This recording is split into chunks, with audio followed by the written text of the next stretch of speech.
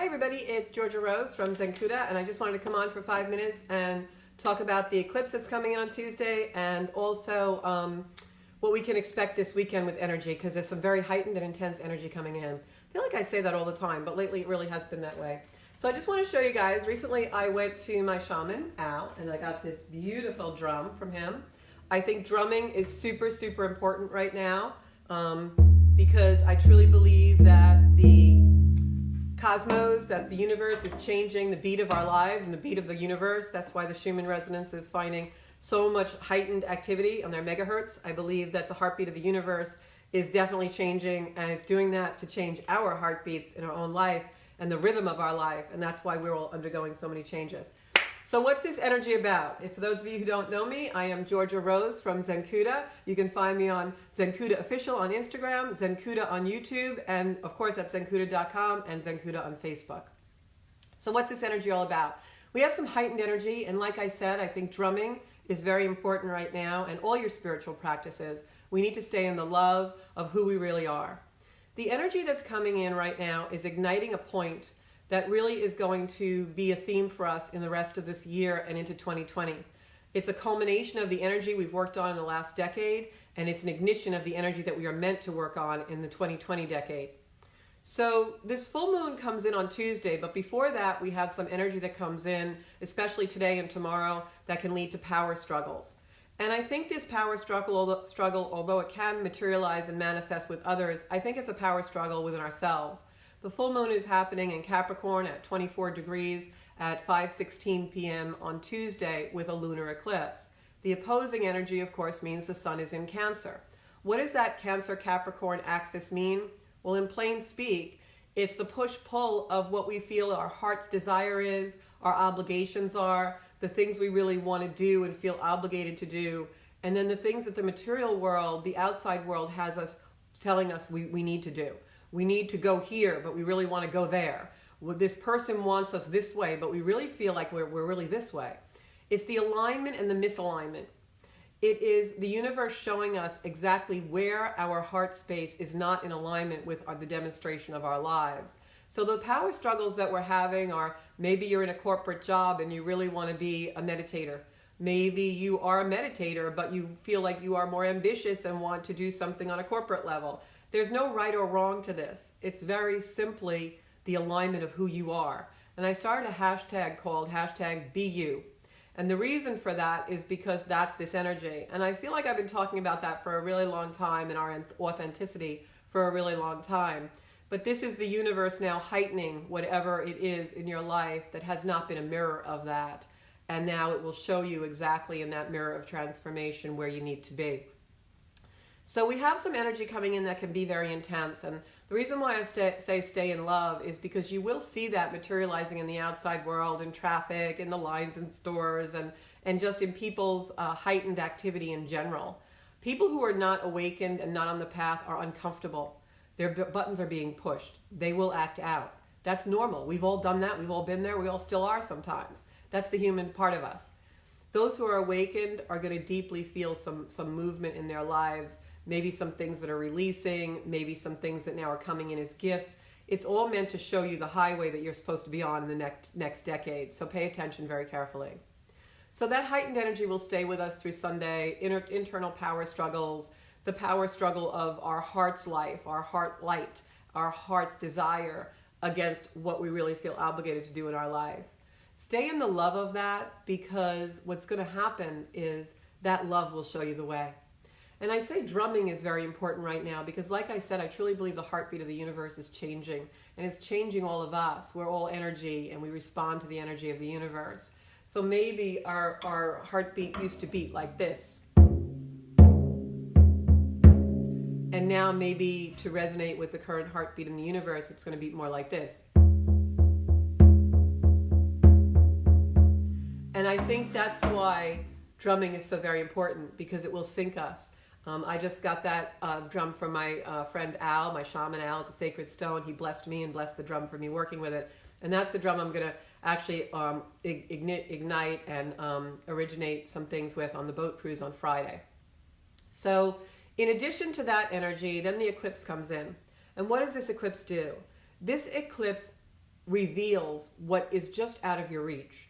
This eclipse will reveal what you haven't been able to figure out yet, that clarity you're just missing. Hi, Regina. And when it reveals that, it's going to reveal it in a certain way so that all of a sudden you have this aha moment, but it's not an aha moment that makes you want to go out and do something, at least not yet. The aha moment comes, something's revealed very quickly, almost like lightning, right? When you're in a room in a storm and you can't really see anything because the lights have gone out. The lightning strikes and all of a sudden you remember where the furniture is, you know where everything is for that moment. It gives you that clarity. And then you're able to navigate the room. That's what this eclipse does. It gives you light, reveals it very quickly. You have a flash of intuition. You know the direction you're supposed to be in. And then you're in the darkness again to contemplate it, to work through it, to navigate it. So that's the reason for this eclipse. In Capricorn, it's probably going to be something to do with your life work and who you really want to be as far as your stage in the world, your vocation in the world, your place in the world. And that is not going to be a stage per se, quote unquote, for all of us. For some of us, that's going to be working in the background. It's going to be just doing something very quietly that we really, really love. This isn't an energy that has to come in a big, grand scheme of things. This is an energy that just puts you in alignment. So after that eclipse revelation comes, then some energy happens where Mercury goes into Cancer and we're going to be very contemplative. We're going to be quiet for a couple of days. It's Venus comes in to give us some aspects as well with that. And all of a sudden we're processing. And some of this, hi Jason, some of this is processing deep ancestral things, especially in the feminine, because that's what we've been working on in the last decade. And that will come to a culmination where you really feel that now you are through that process. A lot of it is mother, divine feminine energy, and reconciling those things in our lives. And that will point you in the direction of clarity and clear seeing for the 2020 year and decade. So that's what this energy is about. So this is part of the story. This energy is going to be like the first chapter of what's to come in the next 10 years, the next decade for us. So pay close attention and do your work. How do you do that? Spiritual practice. You want to meditate, go out in nature, spend time in the love in your own heart. Community is very, very important. That's why I scheduled the boat trip after we're through these few days, because I really believe that by then we're going to be in a very calm, happy, joyful type of optimistic energy. And my intention on that boat trip is to calibrate you all for the beautiful beat that is now your life and let you sync with the beautiful heart rhythm. As you're processing after this eclipse, those few days of Wednesday, Thursday, it's going to definitely be heart chakra energy. Those of you will probably start to feel a great deal of things in your heart chakra coming from all of the planets that are retrograded, because that eclipse revealed what the themes of those retrogrades are, that lightning bolt that came in, that flash of intuition. So now you're on a path and you're going to process that heavily for like the Wednesday, Thursday energy, but not in a bad way. It's going to be in a good way. It's going to be very calm, serenity. It's going to be almost like, after the hurricane, the eye of the storm, kind of beautiful gratitude for all that you have and all that you are and all that you will be. The culmination of this energy after we're through the last few days is you know who you are. It's been there all along. You just needed to recognize it. Everything you want to do, everything you want to be is within you. It's been there the whole time. And these energies are coming out so we recognize that. So I hope you all have a beautiful, gentle eclipse season. Stay in the love of your spiritual practices. Stay in the love of everything that you do.